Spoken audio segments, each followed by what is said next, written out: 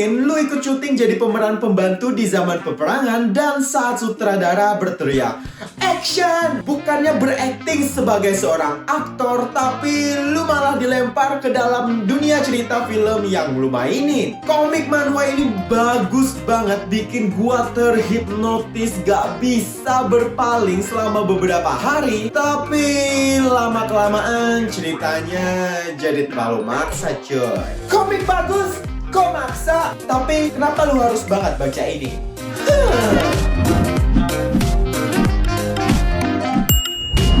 Movies are real. Menceritakan tentang seorang aktor pemeran pembantu bernama Kim Man-sung. BTW kalau lu pada masih belum tahu apa itu pemeran pembantu adalah tokoh yang perannya itu nggak begitu penting. Dan biasanya cuma dijadiin pelengkap di dalam film ataupun cerita aja cuy. Singkat cerita, sang karakter utama Kim Man-sung ikut berperan sebagai karakter pemeran pembantu di film sejarah peperangan Korea yang sedang melawan para penjajah Jepang. Dan saat sutradara berteriak action, penglihatan Kim Man-sung tiba-tiba berubah. Yang awalnya berada di lokasi syuting itu berubah seakan-akan menjadi medan peperangan sungguhan. Namun pada saat itu Kim Man-sung belum sadar kalau dia itu dilempar masuk ke dalam medan perang sungguhan. Jadi dia lanjutin aja skrip bagiannya terus pura-pura mondar. Dan yang lebih ngakaknya lagi itu kan orang-orang di sekitarnya itu pada berperang, pada mondar.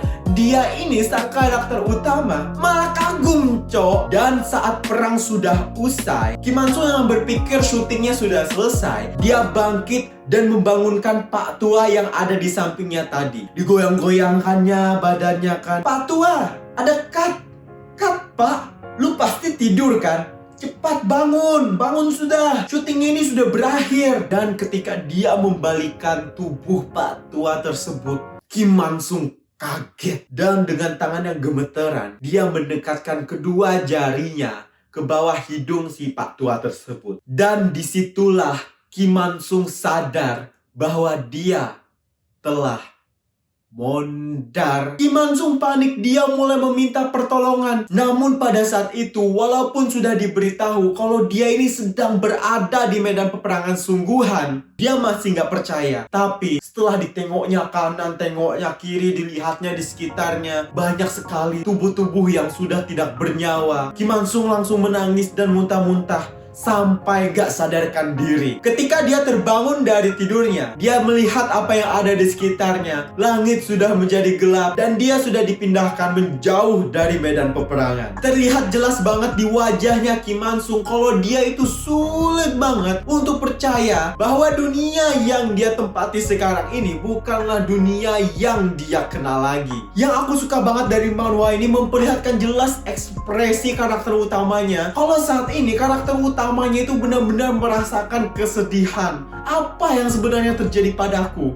Mengapa aku berada di tempat seperti ini? Dan saat Kim Man-sung menangis sambil memakan sup atau mie, whatever it is, kepedihan dan kesedihan yang dirasakan oleh karakter utama ini tersampaikan denganku lewat visualisasi yang sangat bagus di komik manhwanya. Yang dimana kita akhirnya sampai dimana saat sang MC sudah nggak sedih lagi dan dia berbincang dengan anak perempuan yang sebelumnya ngantarin dia makanan. Mereka mulai akrab, mulai dekat, mulai senyum-senyum. Si gadis perempuan tersebut menyatakan keinginannya kalau dia pengen ke Kotahan, yang dimana Kotahan tersebut adalah tempat tinggal asalnya si MC ini. Si MC pun berjanji kepada gadis perempuan tersebut kalau dia mau ngantarin si gadis perempuan itu untuk ikut dengannya ke Kotahan. Bocah perempuan itu tersenyum kepada si MC dan si MC tersenyum kepada si bocah perempuan tersebut. Jeder! Innalillahi wa innalillahi raji'un. Sebuah anak panah melesat dari kejauhan